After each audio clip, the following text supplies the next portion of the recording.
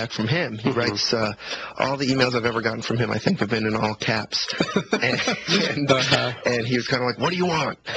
And so I kind of explained to him that I wanted to write a story about him, that I listened to his show, that I enjoyed his show.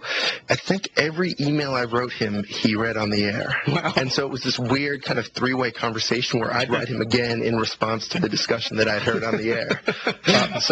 It was pretty strange. I think we have a clip of him describing one of the emails he sent back to me after I had written him, asking him to please talk to me. So I sent him this note, and I said, the cartoon that goes with the story, will it show me in a Gestapo or an SA uniform? Surely you don't believe I don't know what you want to try to make of me. Why must everyone in journalism be so obvious? Why must all of you in the extreme media paint everyone you disagree with as demonic? No, in fact, when I read your piece, I didn't think he came off as demonic at all. When I actually finally kind of convinced him that, we should sit down and talk and it wasn't going to destroy his career, it was this kind of surreal thing because we had a great time. And, we had some beers and we sat on his porch, and he's a great host, and he was fun to talk to. I'd like to think he enjoyed the conversation, and I think there's something about him some part of him that thought it was really funny. On the radio the next day after the interview, one of the callers asked how it went, and he described me as looking a little bit like Obama, which coming from him, I think, was a deeply twisted kind of compliment. We're not going to play extended clips of him on this podcast, but it sounds like from your piece, part of what's interesting is kind of where he goes in the extended form. One of the things Michael Savage does better than just about anyone is he really exploits the medium of radio and the fact that his show is happening in real time and that you're hearing his thought process in real time. One of my favorite segments ever came when, he was doing a show, and during the break, someone sent him an envelope with a photograph of his father who died many decades ago. And this threw Michael Savage off completely. It was amazing to hear those things kind of battling in his head, to hear him sort of trying to stay on topic but getting thrown off topic by this picture in his hands. Isn't it interesting how they love Islam? They can't get enough of it. They're experts on the Sunni sect, the Shia sect. Now you see, I'm what do you call it when you talk and he looked good. Look at this. I can't get it out of my head. I shouldn't have looked at these pictures. God bless him. A lot of good it did him, the wife. Black hair, thin, kept in shape, and dead. So, it's funny, but there's a real sense of loss and melancholy there, too. And there's something about the way he kind of lays himself bare on the radio that's, to me at least, riveting. I mean, you can't think of another political show where someone is so personal about their life. Yeah, and so willing to go wherever free association takes them. Well, that's the first part of the podcast of the New Yorker Profile, Party of One, Michael Savage, Unexpurgated. I got to say to you, I'm enjoying this. I hope that you will forgive me my indulgence. And what I'd like you to do is buy the New Yorker magazine. When you see the issue coming out, it says the August 3rd edition. Why don't you show the liberal establishment that you are, you're conservative, but you read? Go out and buy the magazine. I don't make anything from it, but you can make a statement. I will come back eventually to the other part of the podcast, but right now I'd like to take some calls from you at 1-800-449-8255. That's my phone number. From anywhere in the United States of America and England, 1-800-449-8255. Is that my number?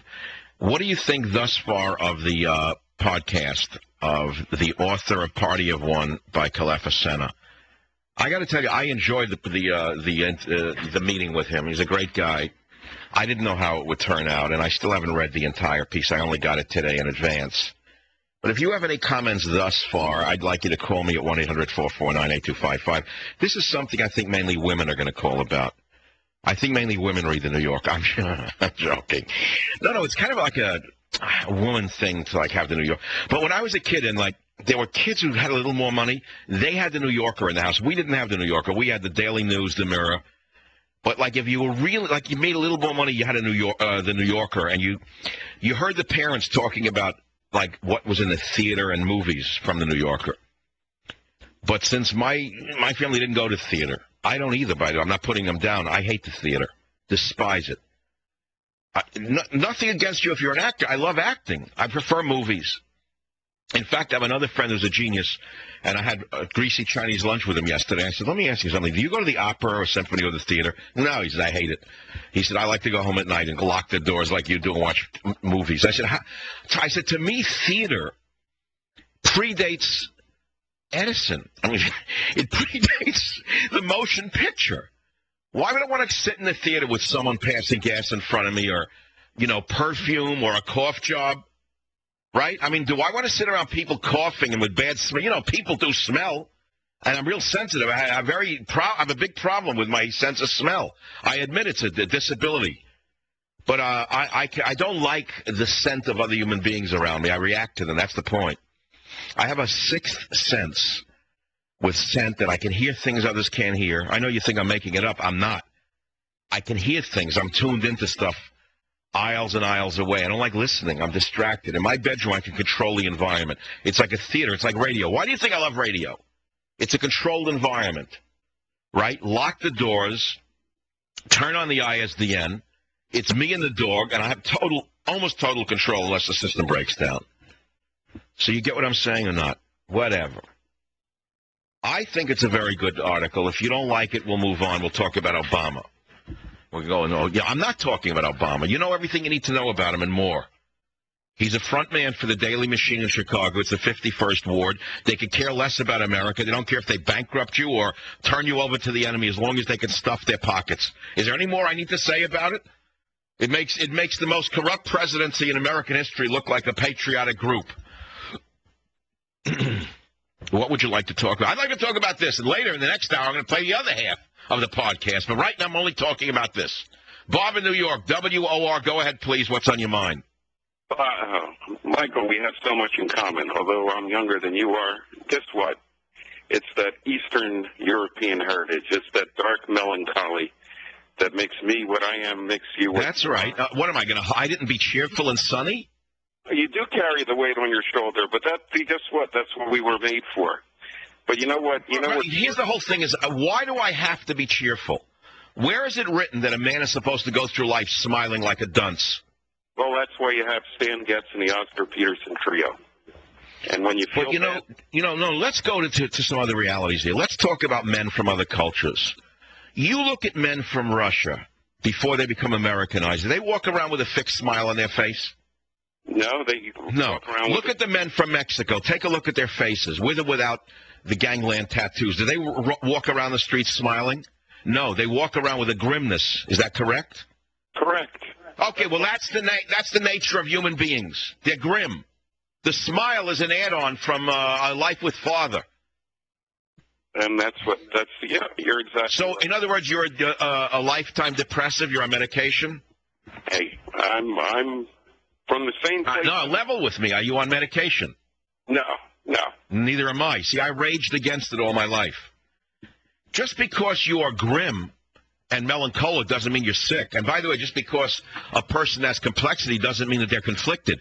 This is something you have to understand. If you read this profile of me, which I hope many of you will do by buying the magazine, you're going to see things that apparently are conflicted, but they're not conflicted. What they are is complex. And you have to understand that you can be complex without being in conflict. See, in our society today, men are being driven, men and women, of course, are being driven into becoming either one thing or another. Are you a liberal or are you a conservative? Are you white? Are you black? Are you Hispanic or are you Asian? Are you for or are you against? Well, that's not what human beings are. Human beings are a blend of things. Human beings are complex, and only in recent times do we see a desire to hammer us all into one thing or the other. You get it? I get it. Sorry, I'm sure you do. So what I'm saying is I'm from another time. I got to admit it. I am not this, I am not that. I'm this and that. I am neither here, I am neither there. I'm here and there. In other words, you can make of me what you want. And so you can say, well, therefore, what are you? I'll sort of let you decide. Because you can demonize me, as many people do in the media, because what they do is they take words I say out of context and turn them into the whole me. That's not who I am. That's what they did to me in England. They took words that I said, twisted them, took them out of context, and they made me into the equivalent of a murderer who actually killed people. Is that who I am? Have I ever killed anybody? No. You understand what I'm saying to you? So this fellow who did the profile of me in the New Yorker, I think understands what I just said better than anybody who's ever interviewed me. I am impressed thus far. I haven't read every word.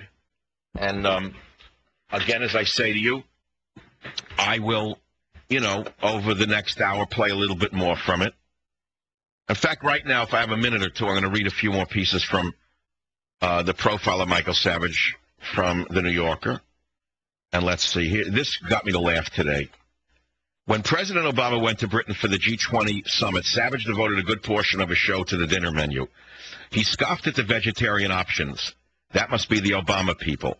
Wondered aloud whether a Bakewell tart was, quote, a lady from one of the side streets. And expounded upon his hatred for Irish soda bread, saying, I don't know what the big deal is. It's full of butter and cream. Yuck. Very high rate of heart attack in Ireland. All this talk about food made him think about dinner, so he read the menu. As a radio host, Michael Savage is a heretic among